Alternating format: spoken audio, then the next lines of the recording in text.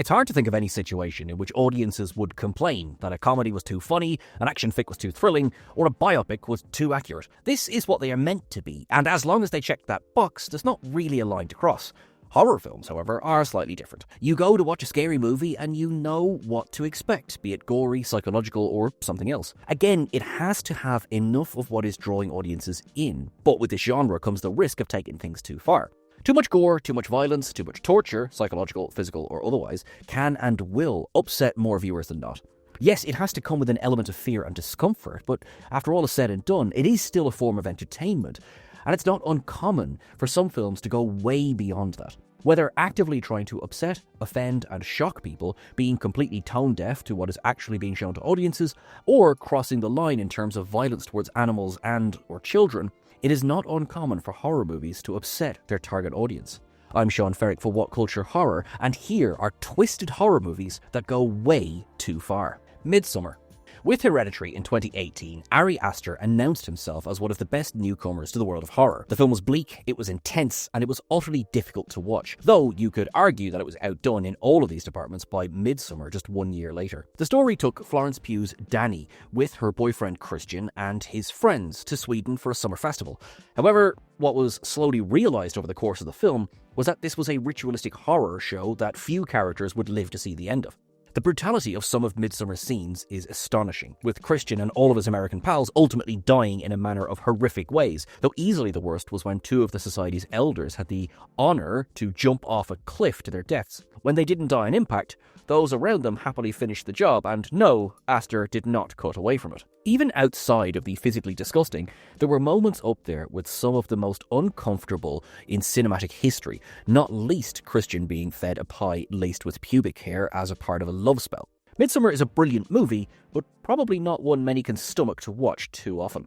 Alien vs. Predator, Requiem. Both Alien and Predator have seen a reinvigoration of sorts over the last few years, the former with Alien Romulus and Alien Earth, and the latter with Dan Trachtenberg's Prey, Killer of Killers, and Badlands. However, 20 years ago, both franchises were at their absolute lowest points. Nobody really liked Alien vs. Predator, and somehow less than nobody liked the sequel, Requiem, and still wouldn't have even if they could have seen what was going on. This is just one moment that sticks out in a film as gratuitous, unnecessary, and downright disturbing. After the Yautja xenomorph hybrid, cleverly named the Predalien, landed on Earth, it sought out a maternity ward and, as the original Alien did back in 1979 with John Hurt's Kane, impregnated every expectant mother there. There was no real reason for its targets to be an entire ward of heavily pregnant and utterly vulnerable women, but here we are. The monster could have attacked anyone and anything to get the point across, but to have it attack a hospital in such a way, and to have its offspring devour the near full-term unborn children, was distasteful and, quite frankly, disgraceful. No, the prospect of future crossover AVP events didn't exactly have much of a future anyway, but this scene just compounded that this was for the best. Cujo.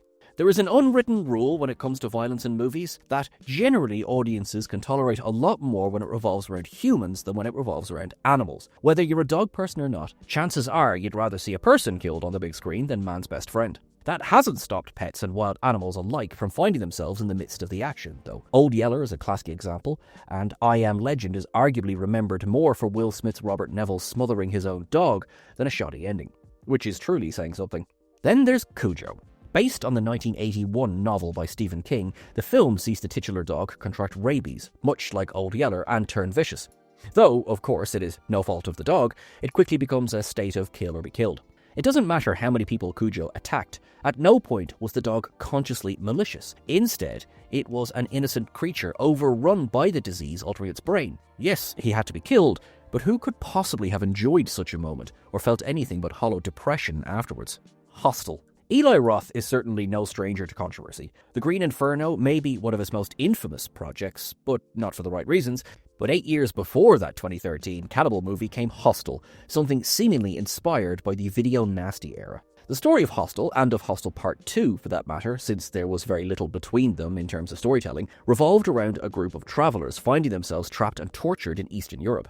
The depiction of countries like Slovakia and the Czech Republic outraged many, understandably so, and these places were reduced to crime-ridden cities where you were likely to get kidnapped around the next street corner. Even without such controversies, the films proved hard to watch, even for those who enjoy such torturous scenarios, with one scene in the 2005 first movie standing out in particular. While tied to a chair, Kana had a blowtorch taken to her eye to the point that it had melted and hung from her face, leading to it being snipped off later. It was truly disgusting and way past the line, even for a movie whose entire point of existence was gratuitous and exaggerated torture. It Chapter 2. By and large, Andy Muschietti's It duology missed the mark somewhat for fans of Stephen King's source material, and for those comparing it to the mini-series led by Tim Curry in 1990. There have been plenty of things pointed out since its release that didn't work, some more so than others. The very beginning of Chapter 2 is one such point in the film, and despite it being pulled directly from the pages of King's novel, it unsettled many viewers far more than expected or wanted. The scene in question depicted an innocent gay couple walking through a carnival, ultimately getting harassed and abused by a group of horrifically close-minded teenagers. One of the men was ultimately killed and devoured by Pennywise, but even by that point, it was too uncomfortable to be enjoyed even in the context of a movie about such an entity as the titular creature. Innocent characters aren't exactly immune to being killed in film, particularly in the world of horror, but this was so hateful, ignorant and unnecessary. Muschietti's big screen adaptations at least left out the infamously creepy scene from the novel with the kids in the sewers, but still managed to let themselves down with this one. Mother. It's true that not every movie has to definitively explain to the audience every single detail of the story, and while it can be a great tool to leave viewers to come to their own conclusions, there is a limit. For example, Mother in 2017 was clearly designed to be a thought-provoking biblical allegory, but no one can seem to agree on the exact details. To take it a step further, by the end of the film, nobody had a clue what was going on at all. The one thing that most would agree on, though, is that no matter the story or the metaphor, there was a scene towards the end that pushed things way too far. Whatever meaning that was supposed to be taken from it was overshadowed by outrage and horror. After a bizarre chain of events saw Javier Bardem's Poet gain a following that can only be described as a cult, the newborn baby of Jennifer Lawrence's character was passed around by the cult until it was ultimately killed in the chaos. The child's mother left the house to find the cult eating the baby's dead flesh, which, as should go without saying, is surely not something anyone could have thought would be a good idea to put on screen. It's scarring to watch, whether you're a parent or not. Megan is missing. There are plenty of movies, several on this list, that use the excuse of portraying a certain message in order to put onto film some truly harrowing scenes. Even if you give them the benefit of the doubt and say the right intention was there, it's still been done in the worst way possible at times. With Megan is Missing, it's difficult to even give the benefit of the doubt. Behind a flimsy excuse of portraying the dangers of meeting strangers online, the film was disgusting from the beginning through to the shocking and unnecessarily bleak ending. Of course, it is an important message, but this was not the way to do it. This was nothing more than gratuitous torture porn at its absolute lowest level, with a sickening ending that did nothing to further any message. Instead, it's just upsetting for the sake of it. The story revolved around Amy, who went looking for her friend Megan, after she went missing following a meetup with someone she met online. When Amy did find the guilty man, she herself was ultimately stashed inside a barrel with the decaying corpse of her friend and buried alive in the woods. It's not clever, and it's not thought-provoking. It's simply deranged and is not worth watching. The Skin I Live In. It feels as though within the horror genre, there is a constant state of trying to top what has come before in terms of either violence, gore, or simply making an audience feel uncomfortable. This was something that The Skin I Live In succeeded with back in 2011. The Spanish film, based on Thierry Jonquet's 1984 novel Maigal, is loosely reminiscent of Frankenstein, given the experiments conducted on subjects, in this case unwilling by Robert Ledgard. This goes a step further than even Victor Frankenstein, though, and heads more into the bizarre. Involuntary human experiments aren't exactly new in cinema, from Mary Shelley's aforementioned classic to The Human Centipede. But here, Ledgard went a step further to sexual assault and forced gender transformation, invasive and torturous on a completely new level. Of course, art is subjective, and what some find horrific and in the poorest taste, others can also find horrific and in the poorest taste, but in a good way. Quentin Tarantino has received a lot of blowback in recent times for his unprovoked attacks on certain movie stars, but when he labelled The Skin I Live In as one of the best films of the century in 2024, it was put on the map more than ever before.